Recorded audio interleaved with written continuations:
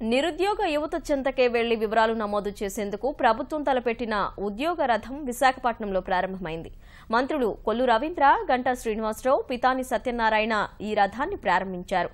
ఆంధ్రప్రదేశ్ నైపుణ్యాభివృద్ధి సంస్థ, ఉపాధి నైపుణ్యాల సంస్థ, TMI group, Hindustan petroleum corporation limited సంస్థలు ఈ ఉద్యోగ రథం నిర్వహణ బాధ్యత చేపట్టాయి. గతేడాది అమరావతిలో ముఖ్యమంత్రి చంద్రబాబు ఈ రథాన్ని ప్రారంభించగా అన్ని జిల్లాల్లోనూ ఏర్పాటు చేసే క్రమంలో విశాఖలోనూ అందుబాటులోకి తీసుకొచ్చినట్లు నిర్వాహకులు తెలిపారు. ఈ ఉద్యోగ రథం ద్వారా నగరంలోని వివిధ ప్రాంతాలకు వెళ్లి నిరుద్యోగ యువత వివరాలు నమోదు చేస్తారు. తర్వాత వారికి తగ్గ ఉద్యోగాల ఖాళీల వివరాలు ఎస్ఎంఎస్ రూపంలో ఎప్పటికప్పుడు అందిస్తారు. ఏ ప్రభుత్వం కూడా చేయని ఒక ఇన్నోవేటివ్ ప్రోగ్రామ్ ఈ ఉద్యోగ రథం.